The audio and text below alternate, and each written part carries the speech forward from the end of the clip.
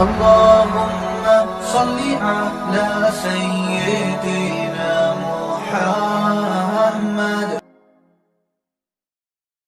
الحمد لله نحمده ونستعينه ونستغفره ونؤمن به ونتوكل عليه ونعوذ بالله من شرور أنفسنا ومن سيئات أعمالنا. من يهده الله فلا مضل له ومن يضلل فلا هادي له ونشهد أن لا إله إلا الله وحده لا شريك له ونشهد أن سيدنا ونبينا وحبيبنا وشفيعنا وسندنا وإمامنا ومولانا محمدا عبده ورسوله صلى الله عليه وعلى آله وصحبه وبارك وسلم تسليما كثيرا كثيرا. أما بعد فأعوذ بالله من الشيطان الرجيم. بسم الله الرحمن الرحيم.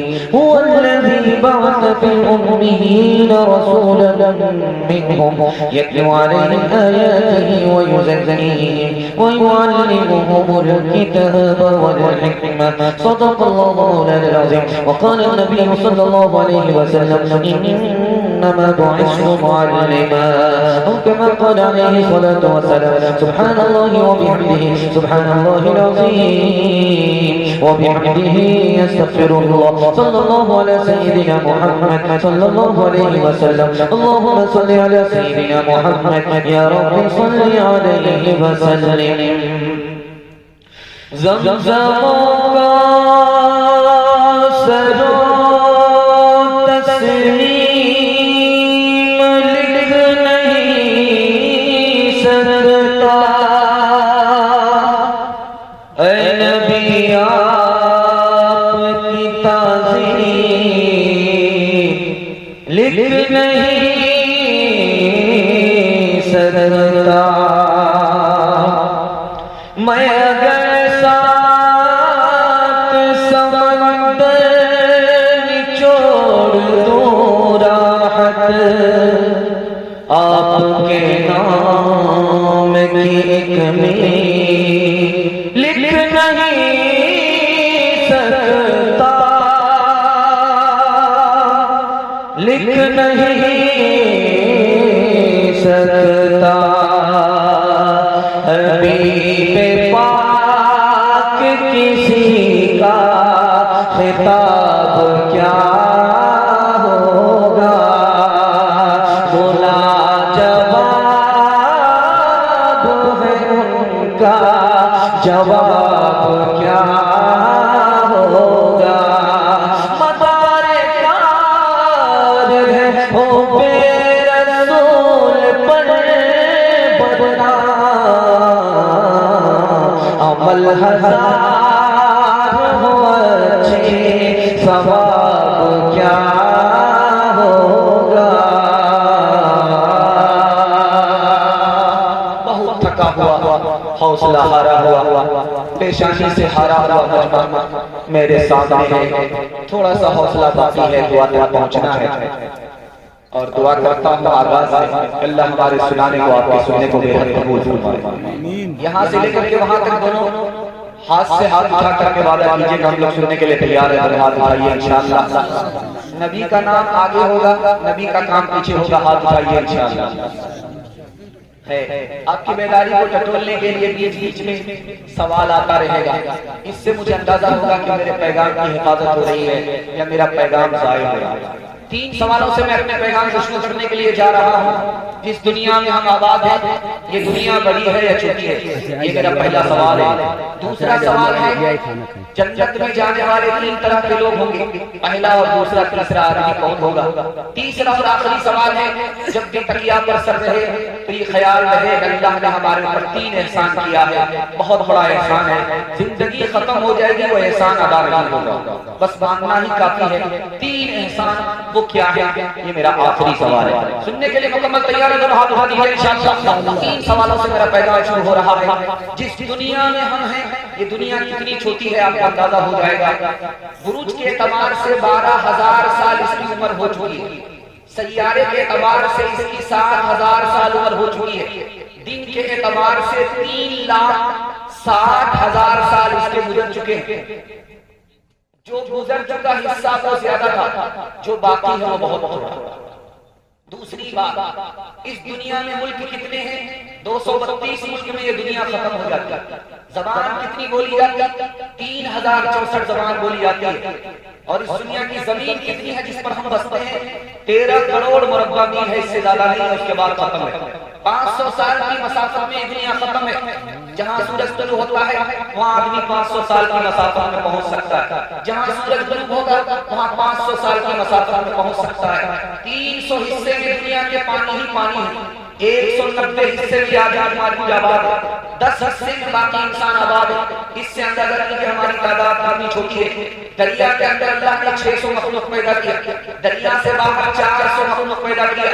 दुनिया इतनी छोटी, अल्लाह के दरबार में जब सारी दुनिया के लोग जमा होंगे 120 सफ में जमा होंगे। अल्लाह का शुक्र है 80 सफ हमारे नबी की आखिरी उम्मत की होगी। 3 तरह के लोग जन्नत में जाने वाले हैं। पहला आदमी जो जन्नत में जाएगा उसका हिसाब किताब नहीं होगा, बेहिसाब चलता है। कुछ नसीब हुआ कि अल्लाह हम सबको शामिल करेगा।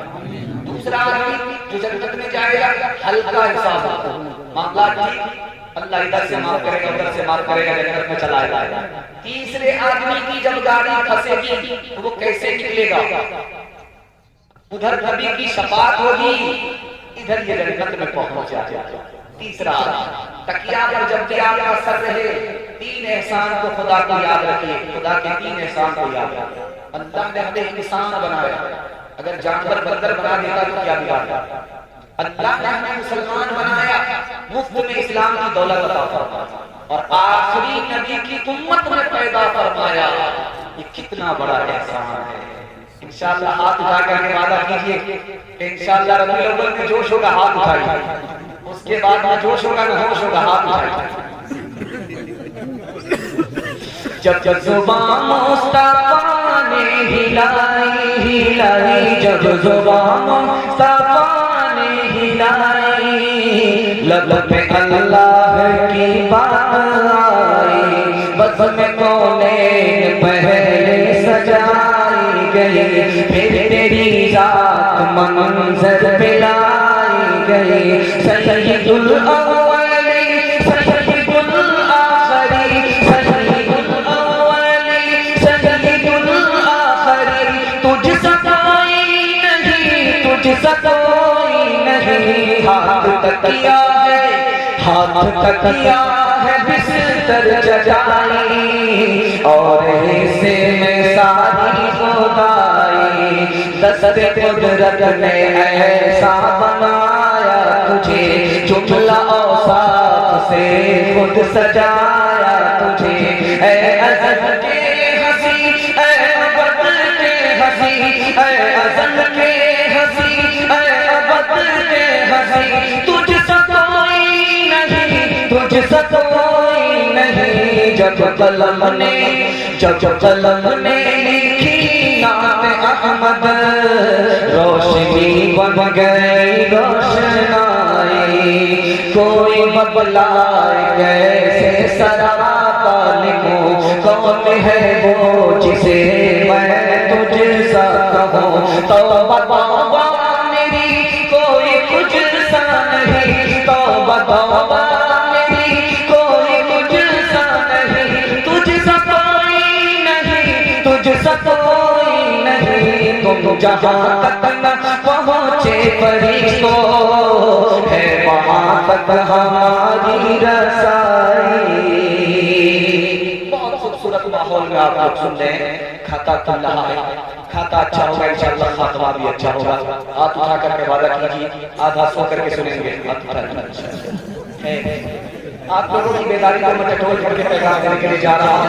अल्लाह का शुक्र अदा करता हूँ कि आप लोग सुन रहे हैं, बेदारी के माहौल में हैं। अल्लाह आपको जज़ाए खैर दे। दिल से दुआ करती है अल्लाह दी दुनिया दोनों की भलाई से अल्लाह आपको माला माल फरमाए। यहाँ सुनिएगा पहला पैगाम, यही यूपी उत्तर प्रदेश है। यहाँ के 60 साल के बूढ़े बिहार पहुँचते हैं, 16 साल की लड़की से उनका निकाह हुआ। कितना खुश नसीब हुआ,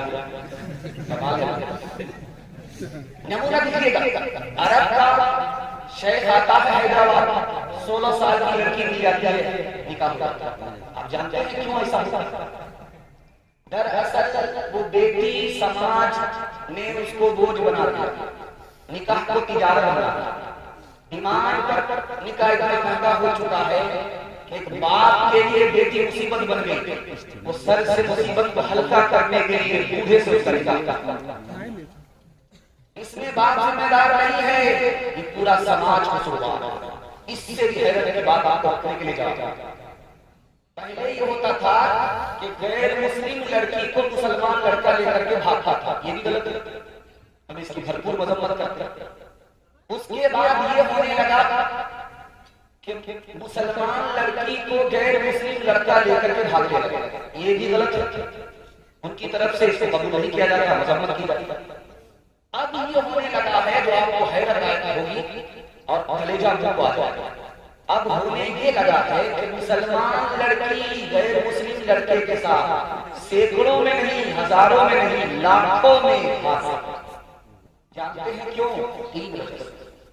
पहली वजह यह है कि जब हमारी लड़की जवान होती है, किससे बात करती है, कहां से आती है, हमको इससे मतलब ही नहीं, लड़की निकल जाती है। दूसरी वजह, आंख बंद करके अपने बच्ची का स्कूल में दाखिला करते हैं।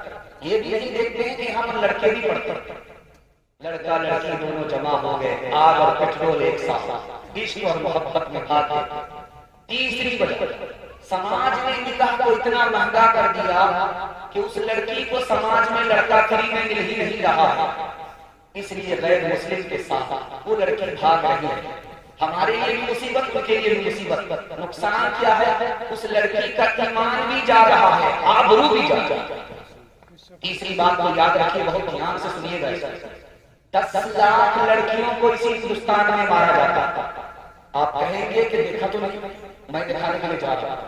अल्ट्रासाउंड रिपोर्ट में जब पता चलता है कि पेट में बेटी है, उसको गिरा दिया गया।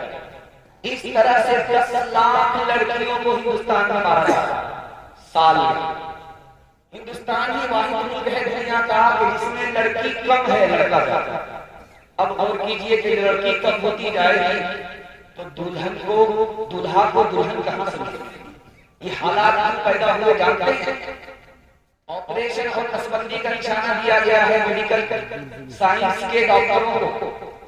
जब 2 बेटे हो गए, 2 बेटी हो गए, तो डॉक्टर कहता है कि जल्दी से ऑपरेशन कराओ, जल्दी से नसबंदी कराओ। क्यों? अगला बच्चा भी नहीं, 2 के बाद कभी नहीं, कम संतान सुखी किसान। 1 दर्जन बेटा आ गए, न बाप घबरा रहा है न माँ घबरा रहा है, कोई मसला नहीं। बेटे पर बेटा हो रहा है, कोई घबरा नहीं है, क्योंकि माल आएगा, नियत तो फुतूर। माल आएगा तो न बाप, माँ घबरा रही है न बाप घबरा रहा है। जैसे ही 2 बेटी के बाद तीसरी बेटी का नंबर आया तो माँ से ज्यादा बाप परेशान है, लगता है कि पिछले साल माँ ने पैदा किया, इस साल यही बाप पैदा है। मामला क्या है दिखाने के लिए जा रहा है। बेटी ज्यादा पैदा होगी, मालदार को गरीब बताओगे, गरीब हो कभी मालदार नहीं बनोगे। कुर्बान जाइए, सीरत का जलसा है, पैगाम देने के लिए जा रहा है। अल्लाह के रसूल ने कहा, मालदार बनना चाहते हो तो आसान रास्ते हैं, कबूल कर लो, मालदार बन जाओ। तजर्बे से ये बात साबित है। आप दिखाइए कोई आदमी हज करके आया है, गरीब हो गया, दिखाइए, आप साबित नहीं कर सकते। हाँ, ये तो होता है कि पहले लाखपति का करोड़पति हो गया, ये तो होता है, लेकिन ऐसा कभी आपने नहीं देखा होगा जो हज में गया वहां से वापस आया गरीब हो गया। इसी तरह से ऐसा भी बहुत कम होता है। तुम्हारा था, जेब में टूटी कौड़ी नहीं थी, जैसे ही निकाह हुआ, बच्चे की किस्मत से, बीवी की किस्मत से मालामाल हो गया। 2 रास्ते हैं मालदार बनने के, निकाह का रास्ता और हज का रास्ता। इंशाअल्लाह दोनों को कबूल करते हैं, हाथ उठाइए। सब काम पहले होगा, हज और निकाह बाद होगा। आप उठाइए इंशाअल्लाह।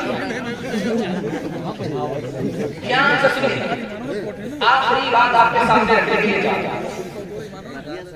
हम गरीब हैं या हम गनी हैं, ये दिखाने के लिए जा रहे हैं। सुनिएगा, डिस्प्ले मार करके हमारी पर तवज्जो कीजिएगा। 700 वैसे भी आपका माफ, उससे ज्यादा गलती कीजिएगा, सीधे जनाजा पकड़ के जाएगा।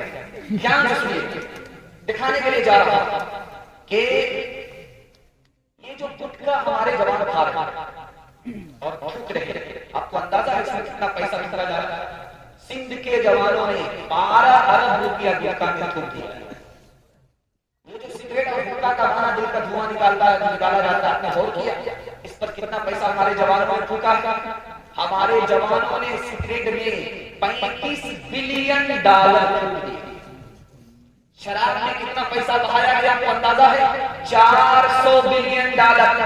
अल्लाह ने हमें गरीब बनाया था, अपनी जान से गरीब। बाप से बेटा ने पूछा, अब्बा हुजूर ये बताइए कि आपने अपनी शादी में कितना पैसा खर्च किया? तो बाप ने कहा बेटा याद नहीं है, लेकिन कर्ज लेना पड़ा था और अभी तक कर्ज चुका रहा हूं, कर्ज अदा नहीं हुआ है। एक मिसाल का पैगाम खत्म करता हूं। शादी से ठीक एक रात पहले लड़का फोन करता है लड़की को कि तुम्हारे बाप की औकात है मुझको 4 चक्का देने की? तो लड़की का जवाब है, लड़की ने कहा कि मेरे बाप को हवाई जहाज देने की औकात है, तुम्हारे बाप को एयरपोर्ट बनाने की औकात है। अपने आमाल बदलते जिल्लत मिली, हमको दुनिया से कोई शिकायत नहीं। अपने आमाल बदलते जिल्लत मिली, हमको दुनिया से कोई शिकायत नहीं। तेरी रहमत के साए में सब जीते हैं, कौन है जिस पे तेरी इनायत नहीं। मेरे अल्लाह की मां सलामत रहे, मेरे दिल में कोई और हसरत नहीं। अपने आमाल बदलते जिल्लत मिली। एक पैगाम खत्म हुआ, दूसरा पैगाम आ रहा है सिजद की रोशनी में। आप लोग दोनों हाथ से सुनने के लिए तैयार हैं? दोनों हाथ उठाइए इंशाअल्लाह। आमदनी इकट्ठी होगी, खर्चा रुपया होगा, हाथ उठाइए इंशाअल्लाह। इन लोगों का वोटर लिस्ट में नाम नहीं है, वही हाथ उठा। खैर ध्यान दीजिएगा, आप लोग बेदार ज्यादा हो गए हैं। बेदार कम, जो कम बेदार है वो कम है। अल्लाह का शुक्र है, दीन दुनिया दोनों के खिलाई से अल्लाह को माला माल फरमाए। ध्यान से सुनिएगा, दूसरा पैगाम आपकी खिदमत में आ रहा है। हमारे नबी ने पूरी जिंदगी में कितनी जंग लड़ी है? 27। सिर्फ 27 जंग हमारे नबी ने लड़ी है। कितने लोग जख्मी हुए थे? 127। कितने लोग गिरफ्तार हुए थे? 65। जिस दिन गिरफ्तार हुए थे उसी दिन रिहा हुए। 127 आदमी जख्मी हुए और मारे गए दोनों तरफ से कितने लोग? 1018। अब मैं आपको दिखाने के लिए जा रहा हूं, हमारे नबी की जंग है। जख्मी कितने हैं? 127। आजाद हुए गिरफ्तार होने के बाद 65। मारे गए दोनों तरफ से 1018। लेकिन पहली जंग अजीम हुई है, तोप से लड़ने वालों ने लड़ी है। कितने लोग मारे गए? 64 लाख। 1914 की जंग में 64 लाख लोग मारे गए। और 1937 की जंग में, दूसरी अजीम में, जंग अजीम में कितने लोग मारे गए? 3.5 करोड़ से 6.5 करोड़ लोग मारे गए। हमारे नबी की जंग होती है तलवार से, इतने कम लोग मारे गए। तोप से लड़ने वालों ने इतने सारे लोगों को खत्म कर दिया। क्यों? इसलिए कि हमारे नबी रहमत बन करके आए थे, माफ किया, एहसान किया, बदला नहीं लिया। इसलिए जीने वाले की तादाद ज्यादा हो गई, मरने वाले की तादाद कम।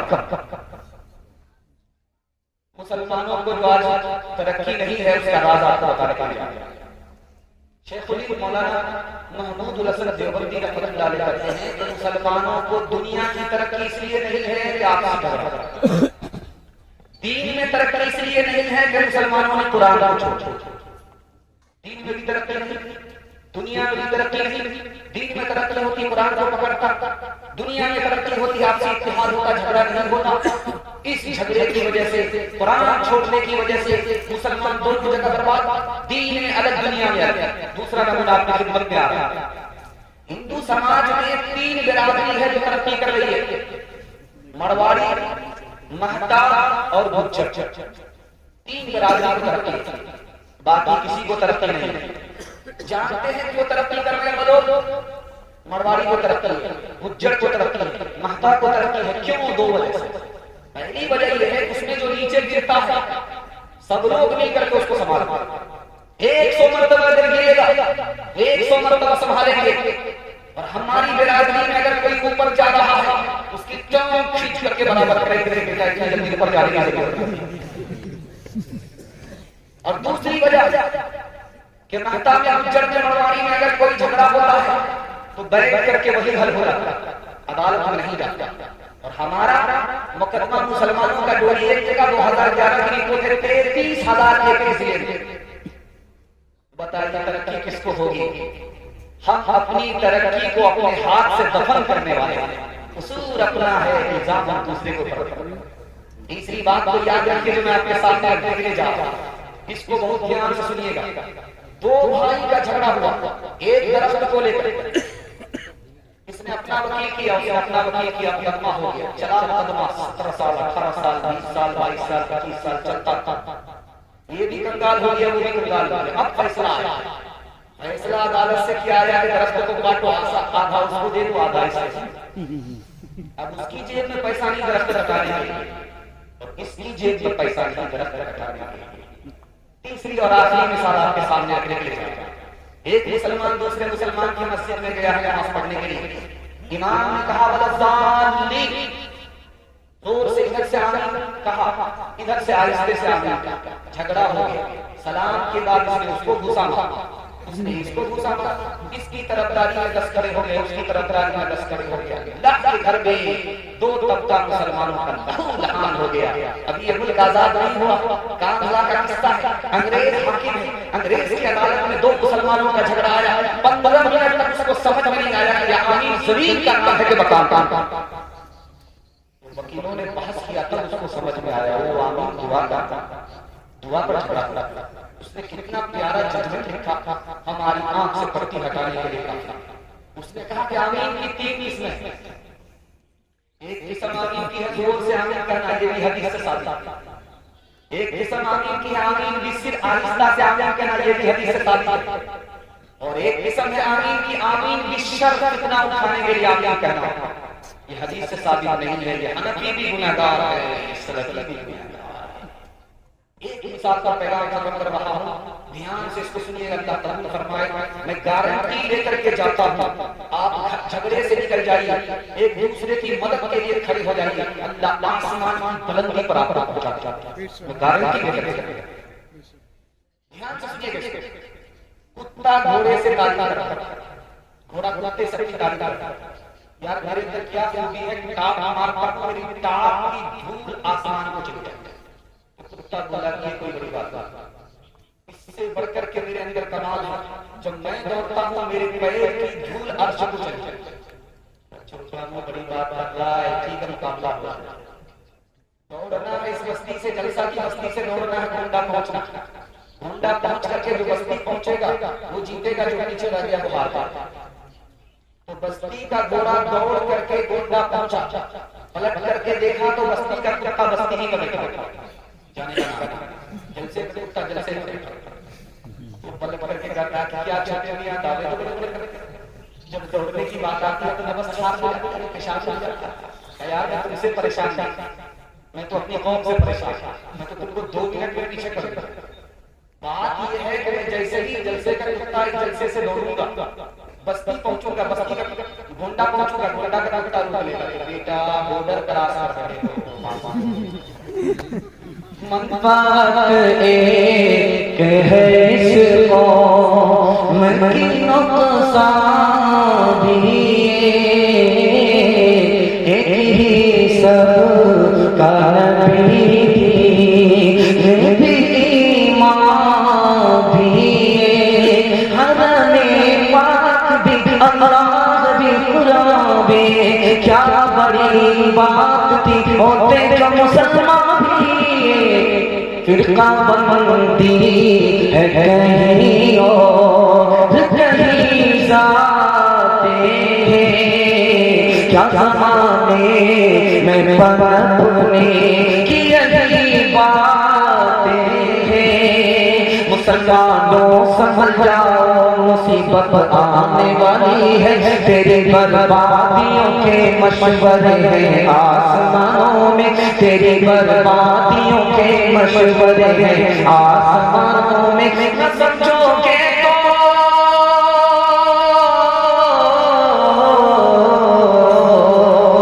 न समझोगे तो मिट जाओगे अहिर दोस्त वालों, तुम्हारी दास्तां तक भी न होगी दास्तानों में, तुम्हारी दास्तां तक भी न होगी दास्तानों में। ये समाज हिंदू मुसलमान की एकजुटता का समाज है, उसके हवाले से पैगाम देने के लिए जा रहा हूं। आप लोग सुनने के लिए तैयार हैं? हाथ उठाइए इंशाअल्लाह। जब मुकदमा हार जाएंगे तब भाई को माफ करेंगे, हाथ उठाइए इंशाअल्लाह। चार हाथी बचने को छोड़ ही रहे। एक तो हम पागल हैं कि 11 बज जाने के बाद बैठे, आप पागल हैं कि घर जाने का नाम नहीं है। दो पागलों का इस्तेमाल हो रहा है। अल्लाह कबूल करे। ध्यान सुनिएगा, तीसरा मुताला आपकी खिदमत में लेकर आ रहा हूं, तेजी के साथ किया जाएगा। मोहम्मद बिन कासिम हिंदुस्तान आए, सिंध को फतह किया। जानते अपने खजाने में सरकारी 3% पैसा रखा किसके लिए? आप सोचेंगे मस्जिद के लिए नहीं, मंदिर के लिए रखा।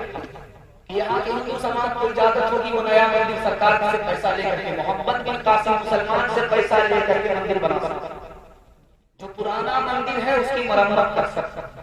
दूसरा नमूना आपकी खिदमत में लेकर के आ रहा है।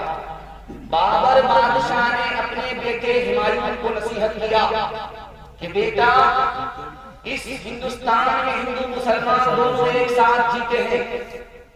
जिस तरह तुम मोहब्बत की निगाह से मस्जिद को देखते हो, नफरत की निगाह मत उठाना मंदिर के ऊपर। मंदिर के ऊपर अगर नफरत की निगाह उठाओगे तो तुमको हिंदू समाज से दोस्ती नहीं रहेगी, दुश्मनी बनेगी। तीसरी मिसाल आपके सामने रखने के लिए जा रहा हूं। इस हिंदुस्तान का टाइगर का नाम था टीपू सुल्तान। दुआ कीजिए अल्लाह की कब्र भरपूर से भरे। 156 मंदिर यहाँ के हिंदू समाज को टीपू सुल्तान ने दिया। 156 मंदिर। 156 मंदिर का मतलब यह है कि एक मंदिर को 100 एकड़ जायदाद दी। और कीजिए कि कितना बड़ा हिस्सा टीपू सुल्तान ने जागीर की सूरत में, मंदिर की सूरत में हिंदू समाज को अता किया। 156 मंदिर। यहाँ के औरंगजेब के बारे में मशहूर है कि वो मंदिर तोड़ता था, लेकिन उससे पूछिए कि मंदिर तोड़ करके बनाता क्या था? मंदिर ही बनाता था। कमाल है भाई। इलाहाबाद हाई कोर्ट की रिपोर्ट है कि औरंगजेब बादशाह ने हिंदू समाज को जो मंदिर दिया, उसमें एक मंदिर है महाकाली मंदिर, उज्जैन में है। दूसरा मंदिर है बालाजी मंदिर, ये चित्रकूट में है। इसी तरह कामख्या मंदिर गुवाहाटी में है। इसी तरह जैन मंदिर गरनार में है। देहरादून में गुरुद्वारा रामराय है। सैकड़ों मंदिर देने वाला औरंगजेब है। अब औरंगजेब ने अगर मंदिर तोड़ा तो मस्जिद को भी तोड़ा। जानते हैं क्यों तोड़ा? मंदिर में चोर ला करके चोरी करके दौलत छुपा देता था।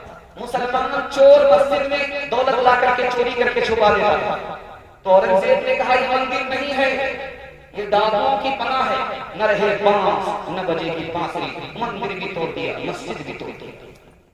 एक मिसाल आपके सामने आ रही है, ध्यान से सुनिएगा। आप लोग अजमेर जाते हैं, अजमेर की जो जामा मस्जिद है आज भी मौजूद है। एक पुराने जमाने की मस्जिद है। उसमें देखिए उस मस्जिद में नक्शा मंदिर का, जैन मंदिर का नक्शा। आप बोलेंगे मस्जिद के नक्शे से बननी चाहिए, लेकिन हिंदू मुसलमान मंदिर मस्जिद को इतना एहतराम की निगाह से देखता था कि मस्जिद बन रही है मंदिर के नक्शे। देहरादून जाइए, वहां पर एक पुराना मंदिर है, 1439 ईस्वी का मंदिर है। 1439 ईस्वी का मंदिर है। उस मंदिर में नक्शा मस्जिद का। मंदिर बन रहा है मस्जिद के नक्शे से, और मस्जिद बन रही है मंदिर के नक्शे से। इससे बढ़कर के भाईचारा और क्या? पांचवा नमूना आपकी खिदमत में लेकर के आ रहा हूं, ध्यान से इसको सुनिएगा। मुरारजी भाई देसाई इस हिंदुस्तान के वजीर आज़म। सोमनाथ में देखा कि मंदिर आबाद है। सोमनाथ में देखा कि बगल में मस्जिद वीरान है। मुसलमानों से हाथ जोड़ करके कहा, मैं अपनी जेब से तनख्वाह दूंगा, तुम एक मस्जिद दे दो, एक इमाम दे दो।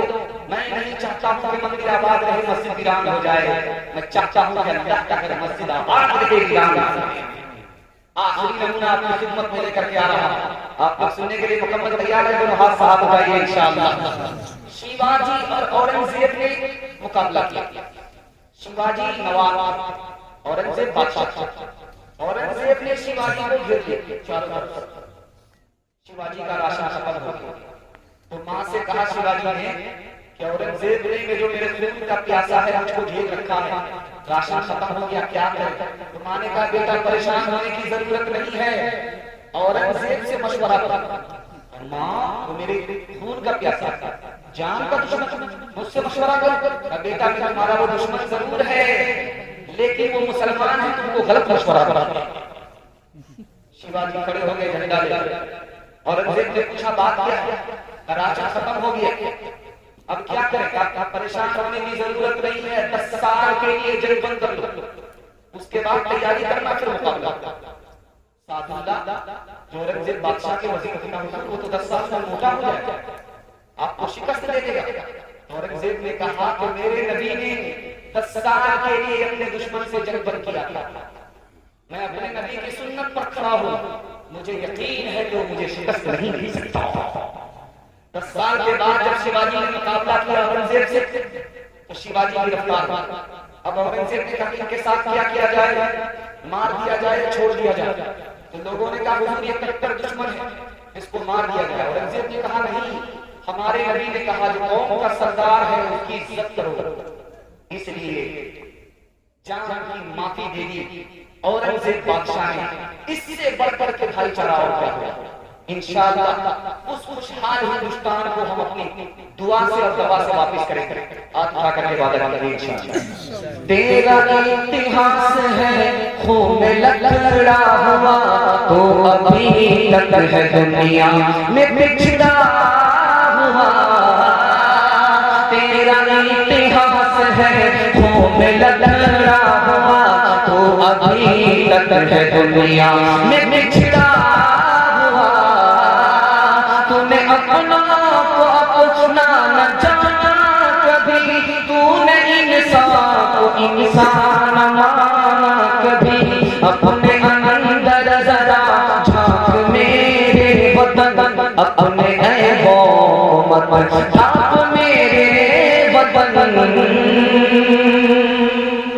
ध्यान से सुनिएगा, भाईचारे के हवाले से 2-3 नमूने आपकी खिदमत में लेकर के आ रहा हूं। उम्मीद है कि आप इसको कबूल करेंगे। दिल से दुआ देता हूं अल्लाह हमारे सुनाने को, आपके सुनने को बेहद कबूल फरमाए। आप देखेंगे मुसलमान के घर में जब कौवा बैठता तो मुसलमान औरत कहती है कि पूरब तरफ से कौवा बोल रहा है, लगता है कि दामाद आ रहा है, मुर्गे में चुना लगा। पश्चिम तरफ से अगर कौवा बोले तो मुसलमान औरत कहती है कि लगता है कि सब्जी आ रहा है। इंसाफ से बताइए कि 1000 कौवे बाजार में बोलते हैं, कितने दामाद आते हैं, कितने सब्जी आते हैं? अच्छा ये बात आई कहां से? ये राज आपके सामने रखने के लिए जा रहा है। इससे बढ़कर के भाईचारे का मिसाल और क्या? गैर मुस्लिमों के घर की चीज है। हिंदी दोहे में एक बात मशहूर हुई है कि कौवा खबर लेकर के आता, वो गैर मुस्लिमों के घर की चीज थी, मुसलमान के घर आ गई। और इतना पुराना हिंदुस्तान, वो पुराना ख्याल इस्लाम के आने के बाद भी खत्म नहीं हो रहा। इससे बढ़कर के और मिसाल क्या होगी? कागाए मुंडेर पर भेजे कौन संदेश, कागाए मुंडेर पर भेजे कौन संदेश। भैया के संदेश बरस, भैया के संदेश बरस, भाभी गई विदेश, भाभी गई विदेश। एक बात और याद रखिए, दिखाने के लिए जा रहा हूं। आप देखेंगे मोटरसाइकिल से बहुत रफ्तार के साथ आदमी जाता है, बीच में से कुत्ता भागता है, कोई मसला नहीं। जैसे ही बिल्ली रास्ता काटती है, नमस्कार पेशाब बन जाता, आगे नहीं बढ़ता। मोटरसाइकिल बंद करके 20 बार चल रहा, 20 बार जानते हैं क्यों?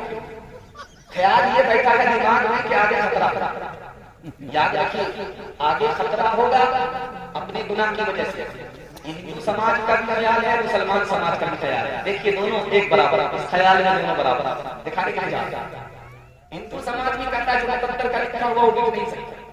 आगे अगर खतरा होगा तो अपने गुनाह की वजह से होगा, आगे अगर खतरा टल जाएगा तो अपनी नेकी और सदके की वजह से कल करेगा।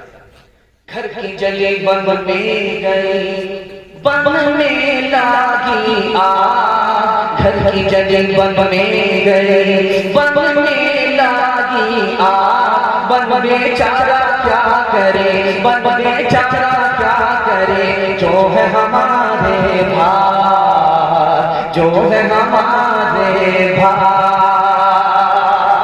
एक बात और याद रखिए, तेरी के साथ जलसा चल रहा है, अल्लाह को रज़ाए खैर दे। मैं तो घबरा गया था कि आप लोग खाती करके बैठे हैं, पता नहीं साथ दे पाएंगे कि नहीं। आप हिंदुस्तान में होंगे या कब्रिस्तान में? अल्लाह का शुक्र है आप हिंदुस्तान में पिंडाल के नीचे जिंदा।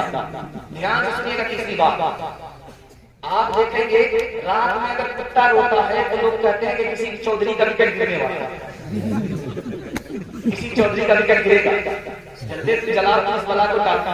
जो चौधरी टूटी कोई गरीब को नहीं देता, अल्लाह करिए बला टल जाए जल्दी से, धरती का बोझ है जल्दी से धरती से उठ जाए। मामला वो नहीं है, मामला यह है कि कुत्ता जो बोलता है किसी चौधरी के विकेट गिरने के लिए नहीं बोलता, आसमान से उतरने वाली बला को वो देख लेता है। वो रोता इसलिए है कि गेहूं के साथ घुन भी पीसा जाता है, अगर ये इंसान मारे जाएंगे तो उसके साथ ये कुत्ता भी मारा जाएगा। वो मासूम हमें खबरदार करता है।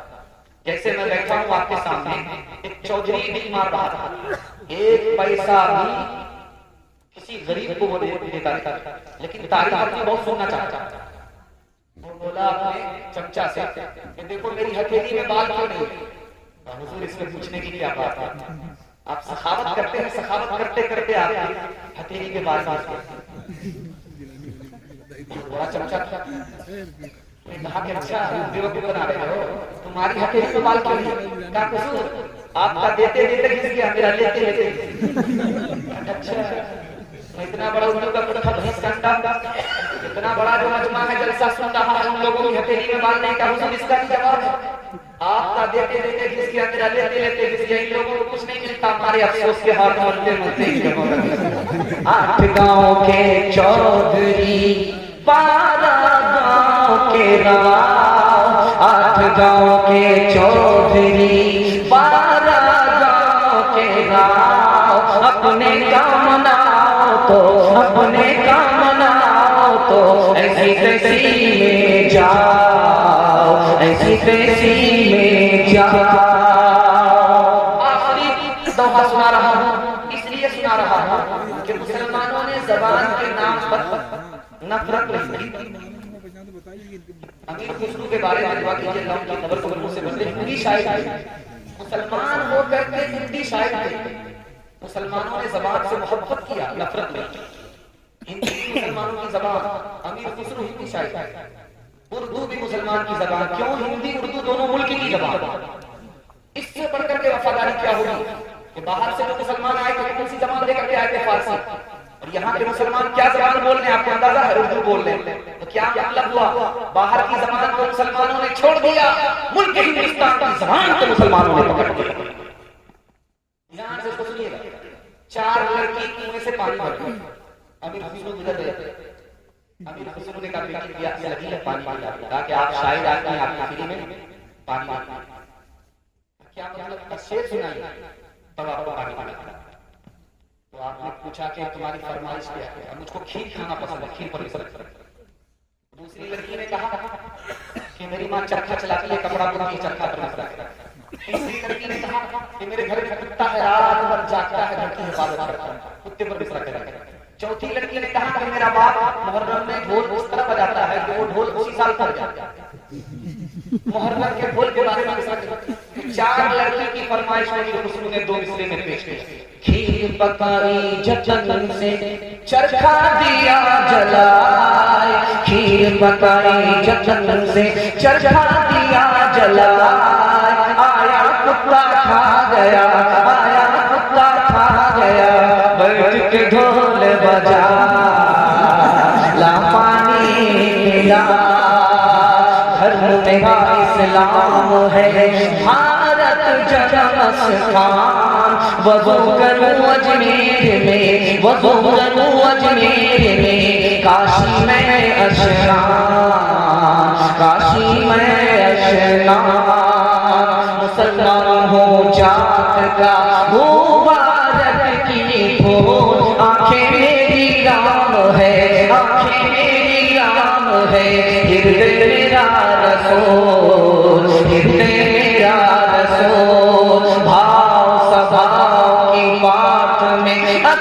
चरण मोर, नबी मेरा इतिहास है, नबी मेरा इतिहास है, कृष्ण मेरा भूगोल, कृष्ण मेरा भूगोल। सारे जहां से अच्छा हिंदुस्तान हमारा, हम बुलबुले हैं ये गुलसितां हमारा, सारे जहां से अच्छा।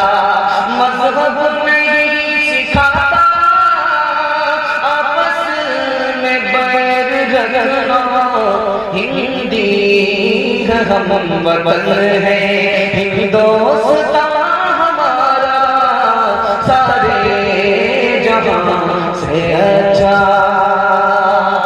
बड़ी खूबसूरती के साथ आपका जलसा निकल गया। आपकी पेशानी की चमक बता रही है कि आप बेदार हैं, मुकम्मल बेदार हैं। अल्लाह इस मोहब्बत को सलामत रखे। चौथा पैगाम आपकी खिदमत में लेकर के आ रहा हूं, सुनने के लिए मुकम्मल तैयार हैं। हाथ उठाइए इंशाअल्लाह। मोबाइल से तो सब यदि कम मसला है, हाथ उठाइए इंशाअल्लाह। ध्यान से सुनिए। हज़रत आयशा रज़ियल्लाहु अन्हा नबी सल्लल्लाहु अलैहि वसल्लम के सामने बैठी हुई, आजान की सदा लगी मस्जिद से। अल्लाह के रसूल ने पूछा, मन अंती, तू कौन है? मैं आयशा। तो तू कौन आयशा है? अबू बकर की बेटी। का कौन अबू बकर? अबू कुहाफा के बेटे। कौन अबू कुहाफा के बेटे? बाद में आकर के पूछा, या रसूल अल्लाह, मैं बीवी आपकी आयशा, आपने नहीं पहचाना। अबू बकर, यार आपने नहीं पहचाना। अबू कुहाफा, मेरे दादा, आपने नहीं पहचाना। अल्लाह के रसूल का तारीखी जुमला देखिए। अल्लाह के रसूल ने फरमाया, आयशा, जब मस्जिद से सदा उठती है तो मैं सिर्फ खुदा को पहचानता हूँ, किसी को नहीं पहचानता। सहाबी सामने से गुजरे, सलाम बोलकर अल्लाह के रसूल ने जवाब दिया। सहाबी का पैर देर देर से उठ रहा, मायूस होकर के जा रहा।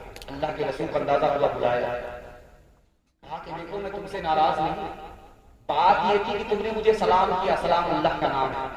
उस वक्त मेरा वजू नहीं था, मैं नहीं चाहता था कि अल्लाह का नाम मेरी ज़बान से अदा हो, मेरा वजू था। तीसरी मिसाल आपके सामने रखने के लिए जा रहा हूं, ध्यान से सुनिए। हजरत अबू बकर ने एक यहूदी को जोर से मुंह पर तमाचा मारा। वो यहूदी डायरेक्ट नबी की खिदमत में आ गया, शिकायत। अल्लाह के रसूल ने तलब किया, अबू बकर क्यों तुमने इस बेचारे को तमाचा मारा? कहा, हुजूर ये बेचारा नहीं, ये खुदा को गरीब बता रहा था और खुद को गनी बता रहा था। खुदा की बेअदबी की वजह से मैंने तमाचा मारा, अगर आपकी इजाजत होती तो मैं गर्दन उड़ाता। चौथा नमूना आपकी खिदमत में लेकर के आ रहा हूं, बहुत ध्यान से सुनिएगा। हजरत उमर की अदालत में चोर लाया गया है, चोरी में पकड़ा, हाथ काट डालो। चोर गिड़गिड़ाने लगा, रोने लगा, हुजूर पहली गलती है, माफ कर दो। हजरत उमर ने कहा, ऐसा हो ही नहीं सकता, मेरा खुदा अपने बंदे को पहली गलती पर नहीं पकड़ता, जब बार बार गलती पर वो संभलता नहीं है तब पकड़ा जाता है, झूठ बोलता है मेरा खुदा सच्चा। चौथा नमूना आपकी खिदमत में लेकर के आ रहा हूं, ध्यान से इसको सुनिएगा। आप लाल किला जाइए, वहां पर एक मस्जिद है, उस मस्जिद का नाम है मोती मस्जिद। उसी मस्जिद में औरंगजेब बादशाह नमाज पढ़ता, इमाम नमाज पढ़ता। जब औरंगजेब आए नमाज पढ़ने के लिए तो वक्त हो चुका था, बोर्ड देख लिया, इमाम इंतजार कर रहा था। तो औरंगजेब ने कहा कि वक्त हो चुका है, आप इंतजार कर रहे हो, किसका इंतजार कर रहे हो? तो इमाम ने अदब से कहा कि हुजूर आपका इंतजार कर रहा है, तुम निकल जाओ मेरी मस्जिद से। मेरा इमाम वो है जो मेरे खुदा के लिए नमाज पढ़ाए, मेरा इमाम वो नहीं हो सकता जो बादशाह की नमाज पढ़ाए। आखिरी नमूना आपकी खिदमत में देता हूं, ध्यान से सुनिएगा। हजरत यूसुफ से कहा जेलर ने कि मुझे आपसे मोहब्बत था, मुझसे मोहब्बत मत कर। मेरी फूफी ने मुझसे मोहब्बत किया था, मेरे ऊपर चोरी का इल्जाम था। मेरे बाप ने मुझसे मोहब्बत किया था, मेरे भाइयों ने मुझे कुएं में डाला। जुलेखा ने मुझसे मोहब्बत किया, मैं आज जेल के अंदर सजा काट रहा। मोहब्बत करनी है तो खुदा से करो, वरना मुसीबत ही मुसीबत तुम्हें गले लग जाए। आखिरी मिसाल दे रहा हूं, ध्यान से इसको सुनिएगा। हजरत मूसा अलैहिस्सलाम ने कहा, मेरे परवरदिगार, जिंदगी तो ठीक है, ये मौत की मुसीबत क्यों मुसल्लत कर? मूसा बंदे हो तुम्हें पता नहीं, ये मौत मैंने इसलिए रखी ताकि खुदा के बंदे की खुदा से मुलाकात हो जाए। मेरे परवरदिगार तंदुरुस्ती तो ठीक है, ये बीमारी का आजाद क्यों मुसल्लत कर दिया? मूसा तुम्हें समझ में नहीं आता, बीमारी मैंने इसलिए रखी है ताकि मेरा बंदा मुझे भूल न जाए। मेरे परवरदिगार मालदारी तो समझ में आती है, ये गरीबी नहीं समझ में आती। मूसा मैंने गरीबी इसलिए रखी है ताकि मेरी नेमत का मेरा बंदा शुक्र अदा करे। मेरे परवरदिगार जन्नत समझ में आती है, जहन्नम समझ में नहीं आता। मूसा जहन्नम अगर नहीं लगता तो मेरे अजाब से कौन डरता? मैं हकीम हूँ, हिकमत से मैंने इस दुनिया को बनाया। इंशाअल्लाह राहत में बाप दादा पुकारेंगे, हाथ उठाइए इंशाअल्लाह। मुसीबत में खुदा खुदा करेंगे, हाथ उठाइए इंशाअल्लाह। राहत में बाप दादा और मुसीबत में खुदा खुदा, तो खुदा सुनेगा नहीं सुनेगा, हर हाल में अपने खुदा को याद रखेंगे, हाथ उठाइए इंशाअल्लाह। ओ सबसे अव्वल और आखिर, जहां तहां हाजिर और नाज़िर, सबसे अनोखे सबसे निराले, आँख से ओझल दिल के उजाले, ना जहां की खेपोने वाले, दुख में तसल्ली देने वाले, सोच में दिल बहलाने वाले, विपदा में याद आने वाले। जवानों के हवाले से पैगाम दे रहा हूं। आधा से ज्यादा आपका जलसा निकल चुका, थोड़ा सा जलसा बाकी रह गया है। हाथी पास हो चुका है, सिर्फ तुम फंसी हुई है। इंशाअल्लाह इस झटके लोग भी पास हो जाएंगे। पेशाब का खाना रोक करके बैठेंगे, हाथ उठाइए इंशाअल्लाह। एक लकी कीजिए, लगे निकल जाइए। यहाँ से सुनिएगा, जवानों के हवाले से पैगाम आ रहा है, बहुत बड़ी तेजी के साथ फैल जाएगा। एक जवान आया, यहाँ से सुनिएगा, दिल से मान करके आपका दिल का बहुत बेदारी का साथ सुना जा रहा है। दिल से दुआ निकलती है कि बस्ती में और गांव में मेहनत से काम दिन भर करने वाले रात को कुर्बान कर रहे हैं। अल्लाह आप पर मेहरबान हो जाए, दिन दुनिया दोनों की भलाई से अल्लाह आपको माला माल फरमाए। ध्यान से सुनिएगा, जवानों के हवाले से सुना। एक जवान आया, अल्लाह के रसूल की मजलिस में शराब की बोतल लेकर, या रसूल अल्लाह ये तो हराम है, लेकिन डॉक्टर ने बताया इसलिए पी रहा। अल्लाह के रसूल ने कहा कि जो शराब है ये बीमारी है, बीमारी से बीमारी बढ़ेगी, इलाज नहीं होगा। जवान दारू की बोतल लेकर के पास हो रहा। हजरत उमर कमर में कोड़ा बांध करके देखिए, अब इस जवान की धड़कन तेज हो गई कि आज तो जनाजा ही मर जाए। इतने कोड़े पड़े, दिल ही दिल में अल्लाह से कहता, मेरे परवरदिगार उमर ने देख लिया, अब इतने कोड़े पड़ेंगे कि जनाजा उठ जाएगा, इज्जत आबरू तू ही बचा सकता। जवान की तौबा कबूल हो गई। हजरत उमर करीब आए, ओ जवान क्या है बोतल में? कहा हुजूर बोतल देख लीजिए, शराब नहीं है। ढक्कन खोलो, शराब नजर आ रही है। ढक्कन खोल करके हजरत उमर ने देखा, उस जवान की तौबा कबूल हो चुकी थी। अल्लाह ने शराब को सिरका बना दिया। तीसरी मिसाल, आखिरी मिसाल आपकी खिदमत में लेकर के आ रहा। दारू की बोतल लेकर के मालिक बैठा हुआ, नौकर से कह रहा चखना लेकर के आओ, मुर्गा लेकर के आओ। अपने चखने के साथ चखना अंदर चला जाए। 4 रुपए दिया है, गया है, इंतजार कर रहा है। मस्जिद का चंदा हो रहा था, उसने सोचा जल्ले तू जलाल तू इस बला को टाटा। उसने चखने का पैसा चंदे में दे।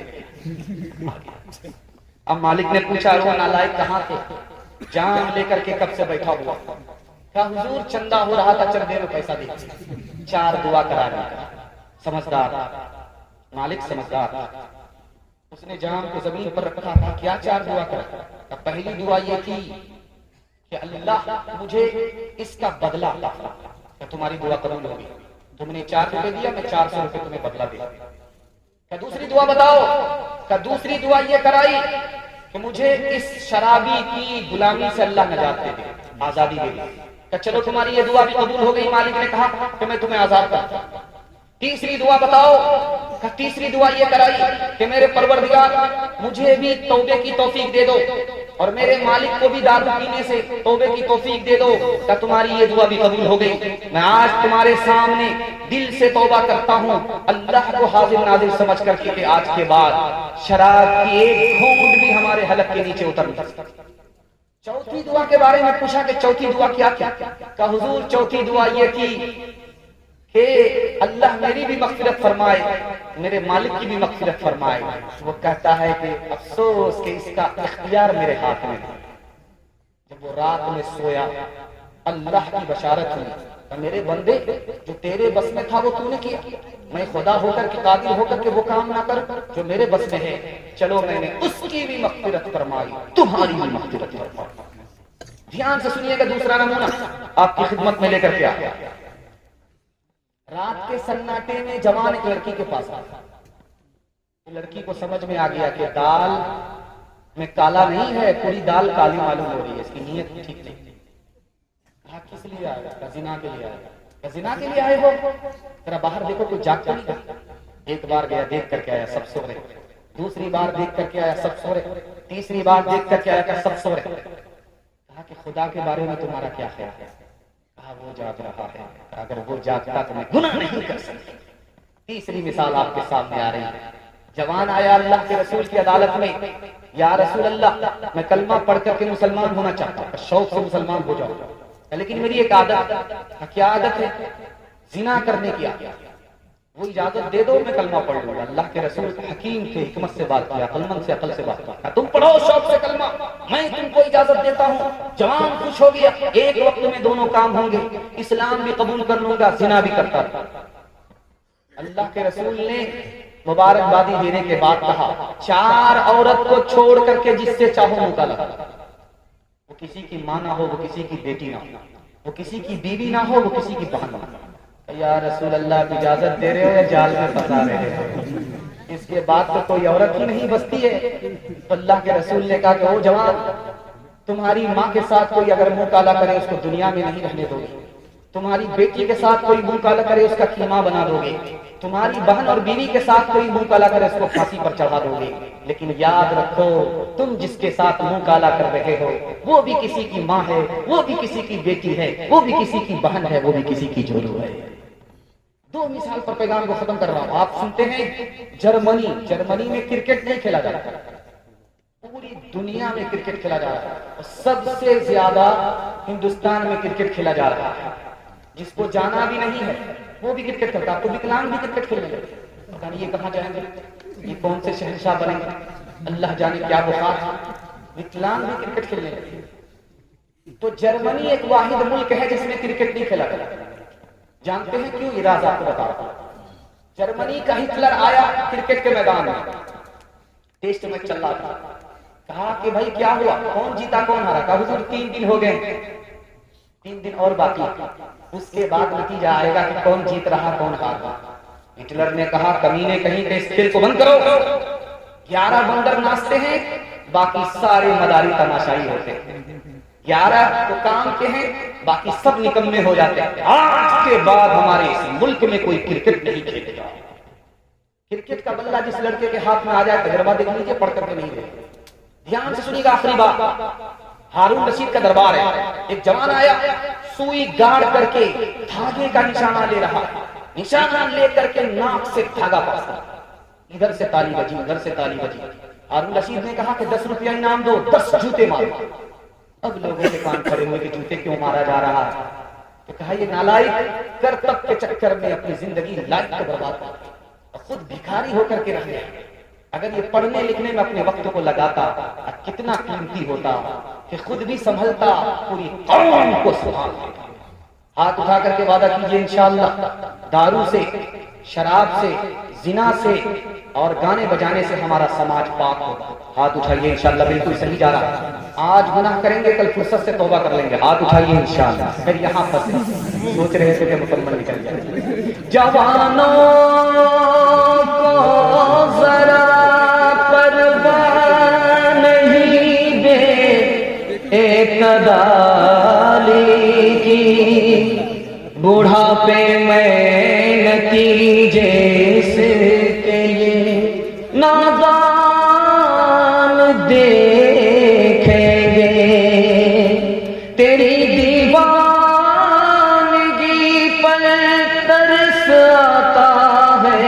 मुझे अकबर, कोई दिन वो भी होगा हम तुझे इंसान देखेंगे। कौम से मैं की सिफारिश क्या करूं, कौम से मैं की सिफारिश क्या करूं, नेक को शैतान कर देती है ये। कौम से मैं की सिफारिश क्या करूं, नेक को शैतान कर देती है ये। एक जौहर है फकत उसमें मुफीद, खुदकुशी आसान कर देती है ये। दरस था यकसा मगर वो तो मसीही रहे, तुझ पे मज़हब के एवज़ शैतान का काबू हो गया।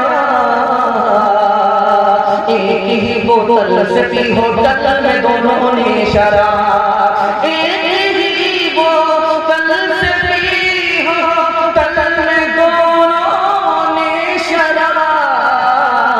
लुत्फ़ मस्ती उनको आया और तो उल्लू हो गया। लुत्फ़ मस्ती उनको आया और तो उल्लू में जो डूबे फिर न उभरे जिंदगानी में। हजारों बह गए इन बोतलों में बंद पानी में, न कर बर्बाद अपनी जिंदगी बोतल के दीवाने। वो काटेगा बुढ़ापे में जो बोता है जवानी में। ये दारू का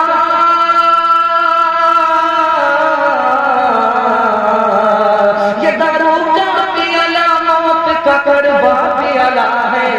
मिला है जहर शरबत में, मिला है जहर शरबत में, चुकी है आग पानी में। मिला है जहर शरबत में, चुकी है आग पानी में। जलसा निकल गया औरतों के हवाले से आ रहा है, सुनने के लिए आप लोग मुकम्मल तैयार हैं? दोनों हाथ उठाइए इंशाअल्लाह। औरतों की लाठी से खबर लेंगे, हाथ उठाइए इंशाअल्लाह। दाना पानी सब बंद हो जाएगा। ध्यान से सुनिएगा, औरतों के हवाले से आखिरी मरहले में पैगाम जलसा आपका पहुंच चुका। उम्मीद नहीं थी, उम्मीद से ज्यादा आपने जलसे को निकाल दिया। बिल्कुल थोड़ा सा जलसा बाकी रह गया। औरतों के पैगाम के बाद जलसा खत्म हो गया। 2 पैगाम से बाकी रह गया औरतों के। 5-5 मिनट का पैगाम है, 10 मिनट के बाद आपका जलसा खत्म हो जाएगा। अल्लाह इस जलसे को सलामत रखे, इसके असर को सलामत रखे। दीन दुनिया दोनों की शराफत और इज्जत से सबको अल्लाह ताला माफ फरमाए। यहाँ से मैं आपको बयान सुना रहा हूँ, उस वक्त से कुरान सुना रहा हूँ, बयान सुना रहा हूँ, शेरो कलाम सुना रहा हूँ। आपको मजा आ रहा है कि मुझे महसूस हो रहा है, लेकिन सबसे ज्यादा मजा कौन से काम में? अल्लाह के इल्म में इजाफा फरमाए, मेरे मुताला को ताकत। ध्यान से इसको सुनिएगा, सबसे ज्यादा मजा कौन से काम में आता है? 1965 से पहले मक्का मदीना इतना गरीब था, इतना गरीब था कि यहाँ के हाजी सत्तू और आम लेकर के जाते थे। जब छिलका फेंकते थे तो वहां के बच्चे उस पर चुप पड़ते, उसको धो करके खाते। इतनी गरीबी थी। हमारे मुल्क से भी ज्यादा गरीब मक्का और मदीना के लोग थे। हिंदुस्तान और पाकिस्तान के हाजी जाते थे, छिलका फेंक करके आम के रस को गार करके सत्तू खाया करते, उनके बच्चे उस पर टूट पड़ते थे। एक बच्चे का हाथ पकड़ा हिंदुस्तानी, बेटा क्या मामला है? कि इतनी गरीबी है कि हम लोगों को इस सिवाय इसके खाने को कुछ नहीं। बेटा तुम ऐसा करो, मेरे साथ रोजाना खाया करो खाना। हाजी खिलाते रहे, वो खाता रहा। जब एक दिन बाकी रह गया हिंदुस्तान वापिस होने के लिए, उस बच्चे से कहा बेटा चलो मेरे साथ हिंदुस्तान। वहां आम ही नहीं, आम का बाग पूरा पूरा मिलेगा खाने को। दशहरी आम, बढ़िया बात है, दशहरी आम तुमको खाने को मिलेगा। वो बच्चा एक सवाल करता है, अच्छा दादा ये बताइए, आम खाने के लिए मैं हिंदुस्तान को चला जाऊंगा, लेकिन ये काबा हिंदुस्तान में मुझको मिलेगा? मैं इस काबे को छोड़ करके हिंदुस्तान में जा सकता हूं। मैं आपको एक राज बता रहा हूं, दुनिया के हर काम में मजा आता है, लेकिन सबसे ज्यादा मजा नहीं आता। आप नमाज पढ़ते हैं, मजा किरकिरा जाता है। रोजा में तो मुकम्मल मजा मिलता ही नहीं, मजा ही करके आ जाता, खाने की इजाजत नहीं, पीने की इजाजत नहीं, मुकम्मल पाबंदी। बयान आप सुन रहे, थोड़ा मजा आएगा थोड़ा नहीं आएगा, सब काम में मजा आता है लेकिन ज्यादा मजा नहीं आता। एक काम है जिसमें सबसे ज्यादा मजा मिलता है, अल्लाह के घर पहुंच करके तवाफ में लग जाए, इससे ज्यादा मजा किसी का नहीं। जवान बेटा बूढ़ी माँ को पीठ पर लेकर के तवाफ करता, मुबारक हो मुबारक हो। कौन कहा? मेरी माँ 7 साल से मैं अपनी पीठ पर लेकर के इनको हज करा रहा हूं और मेरा ख्याल ये है कि 7 साल के बाद दूध का हक अदा हो जाए। तो जवान चचा ने कहा कि बेटा तुम्हारी गलत फहमी है, 7 साल में हज कराने के बाद माँ के दूध का हक अदा हो जाएगा, तो बहुत दूर की बात है। तुम्हारी माँ गरीब थी, उसको एक ही बिस्तर था, ठंडी का जमाना था, तुम उस वक्त दूध पी रहे थे, दूध पीता बच्चा था। तुम्हारी माँ तुमको लेकर के सो रही थी, तुमने रात में पेशाब किया, खाना। तुम्हारी माँ ने उठ करके उस बिस्तर को धोया, तुमको धोया, उसके बाद उसके पास दूसरा बिस्तर नहीं था, वो कच्चे में सो गई, तुमको पेट पर लेकर के रात भर जागती रही। अभी तो उसे एक बात का हक अदा नहीं हुआ है, दूध का हक अदा करने की बात तो बहुत दूर की है। एक बात याद रखिए, हमेशा शादी हो जाती है नए जोड़े की, एक में जैसे ही बच्चे की आमद होती है क्या इनकलाब आता है, ये सुन करके आपको हैरत हो। शादी होने के बाद जैसे ही बच्चे माँ के पेट में आते हैं, अल्लाह पिछले गुनाह माँ के माफ फरमा देता है। अब बच्चा जूझू बढ़ता रहता है, उसका वेट बढ़ता रहता है, वजन बढ़ता रहता है। अब माँ को बैठने में तकलीफ है, लेटने में तकलीफ है, आह निकलती है, ऊह निकलती है। जानते हैं क्या इनकलाब आता? फरिश्ता नामे आमाल में तस्बीह का सवाब देता है। जब बच्चे को पैदा करने का वक्त आता 9 महीने के बाद, तो माँ मौत के मुंह में चली जाती है, कभी वापिस होती है कभी वापिस ही नहीं। इतनी बड़ी मुसीबत का सामना उस माँ को करना पड़ता है, मौत के मुंह में चली जाती है। अगर वो माँ मौत के मुंह में चली गई, वापिस नहीं हुई, तो अल्लाह ताला कितना बड़ा अजर देता है, शहादत का रुतबा उसे आता है। अगर वो माँ मौत के मुंह से वापिस आ गई, उसको क्या मिलता है? अल्लाह अपनी जन्नत को उसके कदमों में डाल देता है। छोटा बच्चा माँ की गोद में है, माँ उसको अल्लाह बोलने के लिए कह रही है, वो तोतली जबान से अल्लाह बोल रहा है, माँ उसको बोल रही है रसूलुल्लाह बोलने के लिए, वो तोतली जबान से रसूलुल्लाह बोल रहा है। उस माँ को अजर मिलता है, हर सांस के बदले सत्य का सवाब मिलता है। जैसे ही वो बच्चा बड़ा हुआ, उस माँ ने उसको मकतब दिखाया, मकतब के बाद वो मदरसा पहुंचा, मदरसे में उस बच्चे की तालीम हुई, तालीम के नतीजे में वो हाफिज़े कुरान हो गया।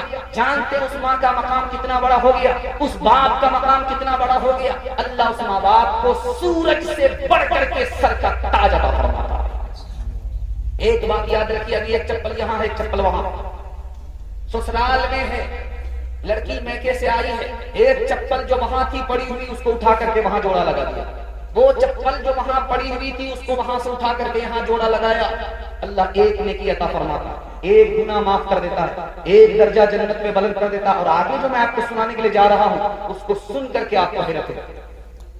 अभी बेटी मैके में है, मैके से ससुराल में है, अब वो मैके आना चाहती है माँ बाप से मुलाकात के लिए। उसको याद आ गई माँ बाप, तो अपने शौहर को फोन करती है कि मैं मैके आना चाहती हूँ, माँ बाप से मुलाकात करना चाहती हूँ, शौहर ने मुझे इजाजत दिया है। अब उसका कदम उठ रहा है शौहर की इजाजत के बाद, तो अल्लाह हर कदम पर 100 गुना माफ फरमाता है, 100 दर्जे बुलंद फरमाता है, 100 नेकी में इजाफा फरमाता है। अब देखिए, बेटी वहां से चली है, होंडा रेलवे स्टेशन पहुंच चुकी है, बेटी को यहाँ आना है। बीमार बाप उठ करके बार बार देख रहा, दरवाजे को देख रहा है।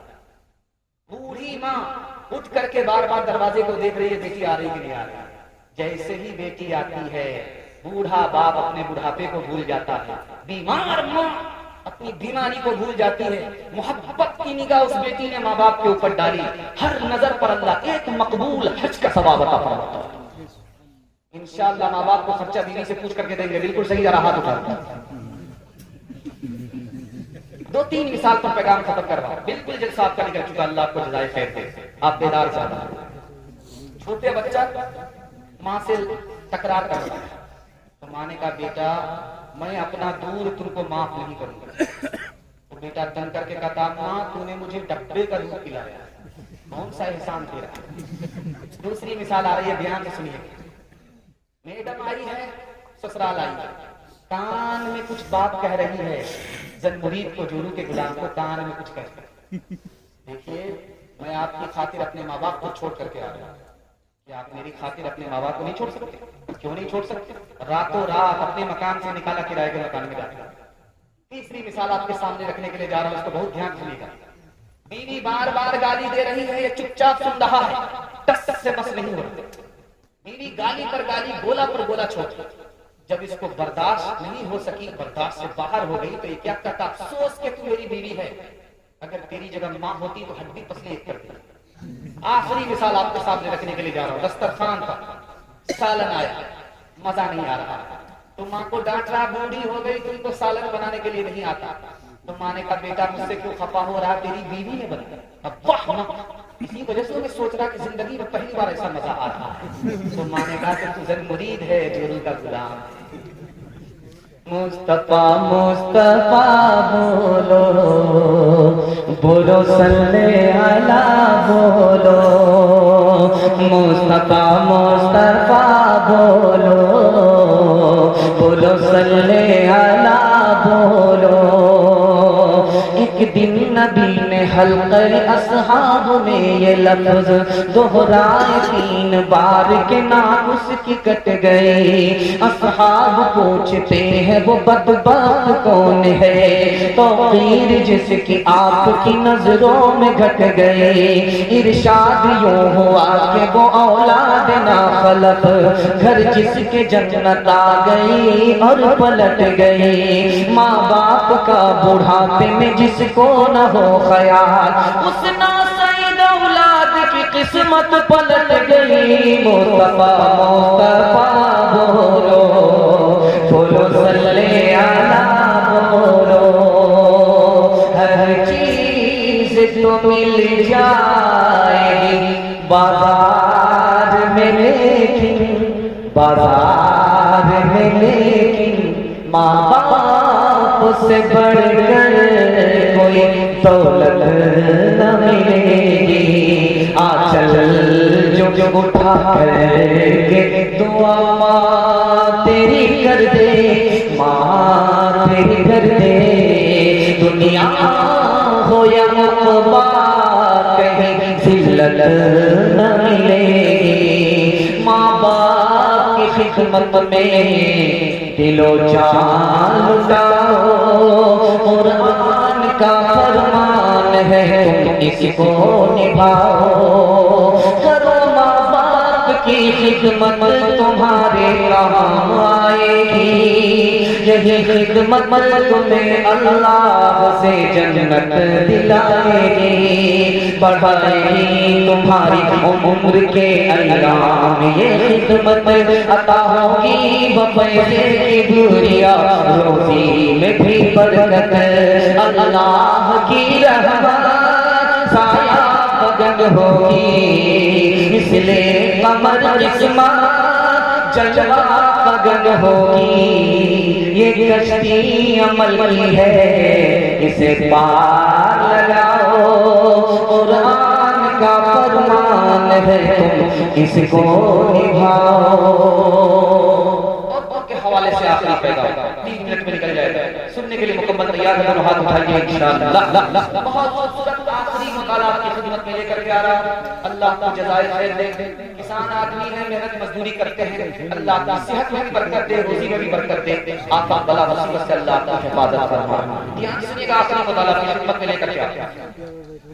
इधर माँ बैठी हुई है, इधर बाप बैठा है, बीच में बच्चा।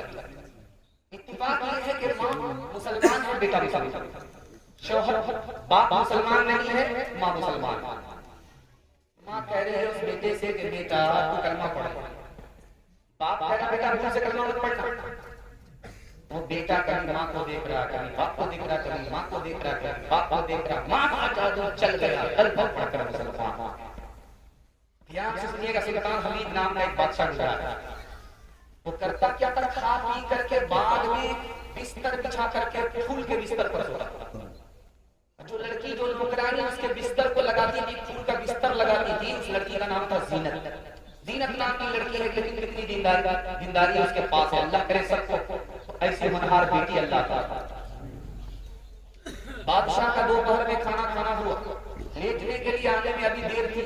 लड़की को एहसास हुआ कि फूल के बिस्तर पर सोने का मजा कैसा होगा। अभी बादशाह को आने में देर है, सो करके देखना चाहिए। थकी मांदी थी, जैसे ही सोई फूल के बिस्तर पर आ बादशाह जो आए तो देखा अच्छा ये नौकरानी मेरे बिस्तर पर। बेअदबी गुस्ताखी की वजह से कोड़ा निकाला बादशाह। लड़की हंसती भी है, लड़की रोती भी है। अब बादशाह के कान खड़े हुए, इसका गुनाह तो समझ में आता है कि पिटाई लगी, बेअदबी किया, मेरे बिस्तर पर सो रही, लेकिन ये हंसते क्यों? तो बादशाह ने उससे धैर्य से पूछा, तो लड़की बदतमीज हंसती क्यों? कहा हुजूर हंसने की वजह यह है कि थोड़ी देर में आपके बिस्तर पर सोई, आपने मुझे कूड़ा बरसा दिया, आपने तो बचपन से 55 इस बिस्तर पर कर दिया, खुदा से मतलब नहीं, खुदा तुम्हें कितने कोड़े मारेगा इस ख्याल से। बादशाह के दिल पर उस जुमले का इतना गहरा असर हुआ कि वो बादशाह जो दुनियादार था अल्लाह का वली बन गया। ध्यान से सुनिएगा, बेटी की उंगली में दर्द है, बाप की नींद आंख से उठी। बेटी ने पूछा अब्बा तकलीफ मुझको है, नींद आप हराम हो तो मेरे जिगर का टुकड़ा है, तो मेरी लड़की जिगर का टुकड़ा है, तुमको तकलीफ है मुझे नींद ऐसा कैसे हो सकता? उस लड़की ने कहा अब्बा हुजूर आप गलती पर हो, इस दिल में सिर्फ अल्लाह की मोहब्बत होनी चाहिए, गैर अल्लाह की मोहब्बत नहीं होनी चाहिए। इस जुमले का असर इतना गहरा हुआ, जो बाप डाकू था वो डाके से तौबा करा। तीसरा नमूना आपकी खिदमत में लेकर जा रहा हूं, इसको बहुत ध्यान सुनिएगा। जो मेरा मुताला है, जो मैं आपकी खिदमत में लाना चाहता हूं, जो पैगाम देना चाहता हूं, वो ये है कि बहन कितनी बड़ी हस्ती है, इसका अंदाजा इसके बाद आपको हो जाएगा। हम बहन को शादी के बाद नजरअंदाज कर देते हैं, बाप की मीरास से भी उसको हिस्सा नहीं देते हैं, लेकिन उस बहन का कितना बड़ा किरदार है इस्लाम में, ये दिखाने के लिए चाह रहा हूं। इंशाअल्लाह आज के बाद हम अपनी बहन को नजरअंदाज नहीं करेंगे। बिल्कुल सही कहा बात है, घबराने की बात नहीं, मुकम्मल घबरा चुके हैं। ध्यान रखिए, हज्जाज बिन यूसुफ के दरबार में एक औरत रोती भी आई। उसने कहा तुमने मेरे 3 आदमी को गिरफ्तार किया, मेरा बेटा है, मेरा शौहर है, मेरा भाई है, तीनों को छोड़ दो। हज्जाज बिन यूसुफ बड़ा कट्टर था, उसने कहा कि मैं एक को छोड़ सकता हूं तुम्हारे साथ, 2 को फांसी पर चढ़ा करके रहूंगा, मेरा ये अटल फैसला, इसमें कोई तब्दीली नहीं। अब उस औरत का कितना सख्त इम्तिहान होगा सोचिए, एक तरफ बेटा गिरफ्तार, एक तरफ शौहर गिरफ्तार, एक तरफ भाई गिरफ्तार, किसको मौत के हवाले करें, किसको नजात। उस औरत ने 5 मिनट में फैसला लिया और सर उठा करके कहा कि मेरे भाई को छोड़ दो। बेटे को फांसी हो गई, शौहर को फांसी। अब हज्जाज बिन यूसुफ को हैरत हुई, इस औरत ने भाई को बचाया, बेटे को नहीं बचाया, शौहर को नहीं बचाया। उस औरत का जवाब था, उस औरत ने कहा कि मैं जवान हूं, मेरी शादी हो जाए तो मुझको शौहर मिल जाएगा, खुदा मेहरबान हुआ तो मुझको बेटा भी अता होगा, लेकिन माँ बाप मर चुके हैं, भाई नहीं आएगा। हाथ उठा करके वादा कीजिए इंशाअल्लाह अपनी बहन पर करम करेंगे, इससे कम नहीं करेंगे। आपका ये बिल्कुल सही जा रहा है। खबर हदीसों में जिसकी आई वही ज़माना अब आ रहा है, ज़मीं भी तैबल बदल रही है, पलक भी आँखें दिखा रहा है, भाई का भाई रहेगा रहज़न, हकीकी बेटी है माँ की दुश्मन, पे सर ने छोड़ा बेदर का दामन, बहन को भाई सता रहा है, खबर हदीसों में जिसकी आई वही ज़माना अब आ रहा है। जलसा कर के अपनी वादा दीजिए, आपके घर में मैं गारंटी लेकर के जाता हूं, आप नहीं रहेंगे। 3 वजह से आप गुनाह करेंगे, आप हराम कमाएंगे, आप गलत माहौल में रहेंगे, आप तीनों से तौबा करके दिखाइए, मैं गारंटी लेकर के जाता हूं आपके घर में कभी आप उठा करके वादा कीजिए इंशाअल्लाह गुनाह नहीं करेंगे, गलत नहीं कमाएंगे, गलत माहौल में नहीं जाएंगे। 3 काम पर खड़े हो जाइए, आपकी तरक्की को कोई रोक नहीं सकता, पूरे कुरान पर हो जाएगा, इज्जत की चोटी पर अल्लाह पहुंचा देगा। अल्लाह की इबादत करेंगे, हाथ उठाइए इंशाअल्लाह, रसूलुल्लाह की बात करेंगे, मखलूक की खिदमत करेंगे, न किताबों से, नवाजों से, नजर से पैदा। दीन होता है बुजुर्गों की नजर से पैदा। नहीं सीखा इन्होंने दीन रहकर शेख के घर में, पहले कॉलेज के चक्कर में हमारे साहब के दफ्तर में, क्रिकेट के चक्कर में तो रोटी भी गई, बड़ी शेख किताब में तो छोटी भी गई, न मानी बात वाइस की, फिर फजलों के चक्कर में तो लंगोटी भी गई। वाह वाह दावाना अनिल अल्हम्दुलिल्लाह रब्बिल आलमीन।